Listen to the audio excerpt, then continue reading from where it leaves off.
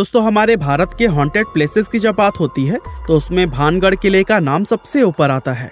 राजस्थान में मौजूद इस 500 साल पुराने किले का लोगों में कुछ ऐसा खौफ है कि यहाँ पर लोग दिन में भी जाने से कतराते हैं और यहाँ तक कि कहा जाता है कि रात के समय में जो कोई भी इस किले में जाता है वो फिर कभी भी वापस लौटकर नहीं आता। इसीलिए सरकार ने भी खुद बाकायदा बोर्ड लगाकर रात के समय में इस किले में जाने से प्रतिबंध लगाया हुआ है। और दोस्तों खौफ का आलम तो यह है कि रिजर्व्ड एरिया घोषित किए जाने के बावजूद भी भारतीय पुरातत्व विभाग ने डर की वजह से आज तक यहाँ पर अपना ऑफिस नहीं बनाया है। तो फिर भानगढ़ के इस किले का इतिहास क्या है और आखिर क्यों आज इसको इतना ज्यादा खौफनाक और भुतहा माना जाता है, ये सब हम हमारी आज के इस वीडियो में आपको बताने वाले हैं। दोस्तों भानगढ़ के इस किले का निर्माण आमेर के शासक राजा भगवान दास ने सन 1573 में अपने छोटे बेटे माधो सिंह के लिए करवाया था। उस समय यह किला पूरी तरह से खुशहाल हुआ करता था और इस किले के अंदर व इसके चारों तरफ लोगों की घनी आबादी रहा करती थी। लेकिन फिर अचानक एक ऐसी अनहोनी हुई जिससे कि इस किले की खुशियां हमेशा के लिए खत्म हो गई और एक समय खुशहाल नजर आने वाला यह विशाल किला एक भुतहा जगह में बदल गया। लोगों के मन में इस किले का ऐसा खौफ बैठ गया कि उन्होंने इसे छोड़ना शुरू कर दिया, जिसका नतीजा यह हुआ कि यह किला और इसके आसपास का इलाका पूरी तरह से वीरान हो गया। यहाँ तक कि आज भी ये किला सैकड़ों सालों से इसी तरह से वीरान पड़ा हुआ है, जो कि दिखने में बेहद ही खौफनाक नजर आता है।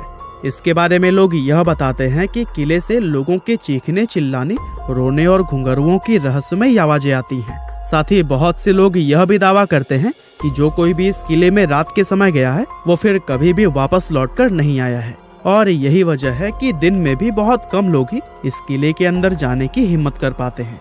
अब ऐसे में ये सवाल तो मन में जरूर आता है कि आखिर इस किले के साथ ऐसा क्या हुआ था कि इसको इस तरह से शापित और भुतहा माना जाने लगा।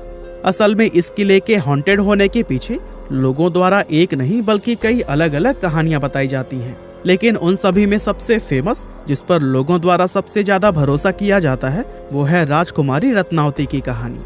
कहते हैं कि जब इस किले का निर्माण करवाया गया था तब इसमें रत्नावती नाम की एक बेहद खूबसूरत राजकुमारी रहा करती थी। उस समय राजकुमारी रत्नावती की उम्र 18 साल थी और उनकी खूबसूरती की चर्चाएं दूर दूर तक हुआ करती थी।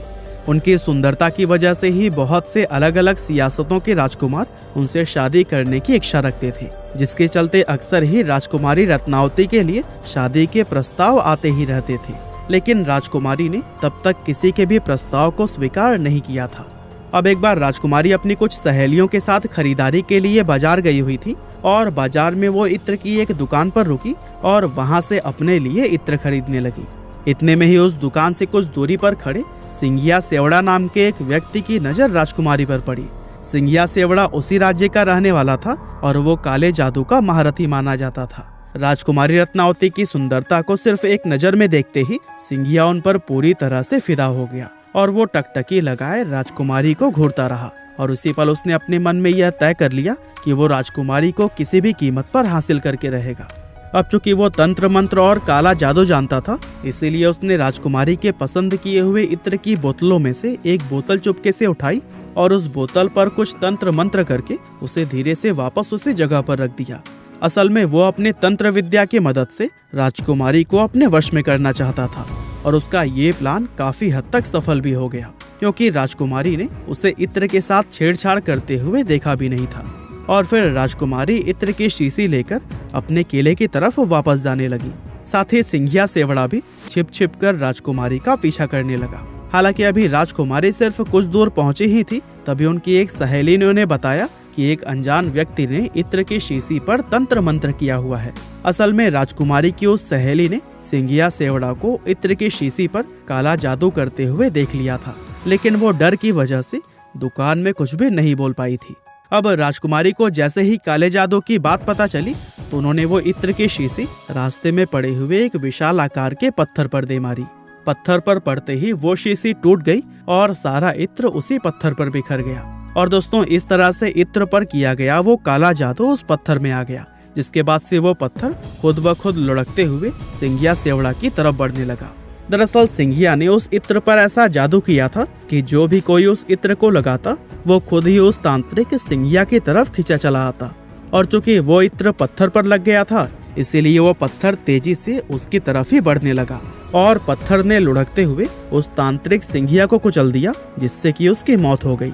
लेकिन मरने से पहले सिंघिया सेवड़ा ने यह शाप दे दिया कि राजकुमारी समेत इस किले में रहने वाले सभी लोग जल्द ही एक दर्दनाक मौत मरेंगे और उनकी आत्माएं हमेशा के लिए इस किले में भटकती रहेंगी। इस हादसे के कुछ ही समय बाद भानगढ़ और उसके करीबी राज्य अजबगढ़ के बीच में एक युद्ध छिड़ गया था।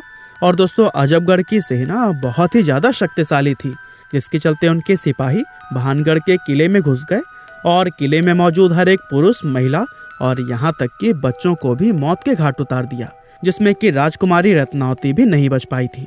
और दोस्तों, कहते हैं कि इस खतरनाक कत्लेआम के बाद से ही यह किला शापित हो गया था और उस नरसंहार में मारे गए मासूम लोगों की आत्माएं किले के अंदर ही भटकने लगी थी।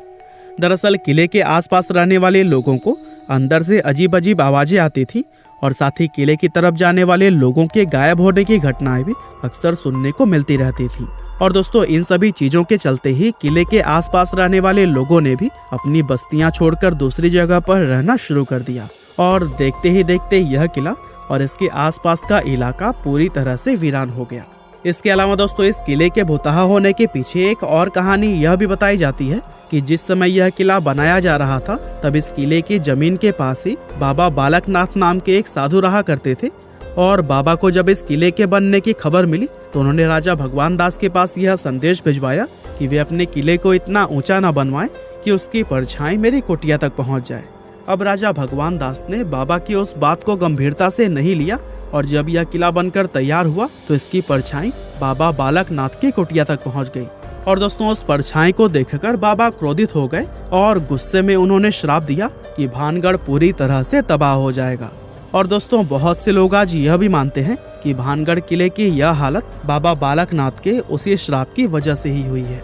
इसके अलावा एक कहानी तो यह भी बताई जाती है कि भानगढ़ में एक युद्ध हुआ था, जिसमें कि भानगढ़ के सिपाही पूरी तरह से हार गए थे, लेकिन भानगढ़ के राजा और उनके परिवार के दूसरे लोग अपनी जान बचाकर वहां से भागने में कामयाब रहे।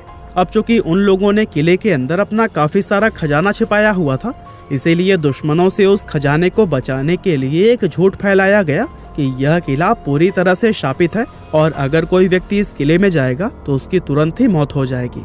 और दोस्तों, इस तरह से खजाने को बचाने के लिए फैलाई गई यह अफवाह लोगों ने सच मान ली और भानगढ़ का यह किला हमेशा के लिए हॉन्टेड समझा जाने लगा।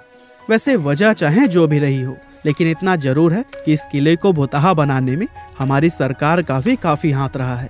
दरअसल कानून में भूत, प्रेत, पिशाच और बुरी आत्मा जैसे किसी भी चीज को कोई जगह या फिर मान्यता नहीं दी गई है और आज तक किसी भी कोर्ट ने अपना कोई भी फैसला भूत प्रेत को ध्यान में रखकर नहीं सुनाया है।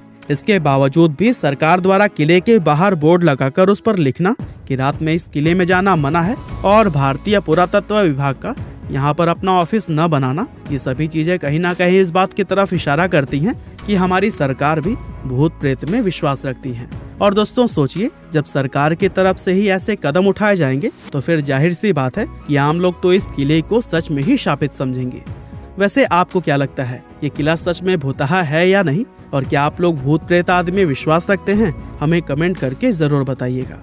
आपका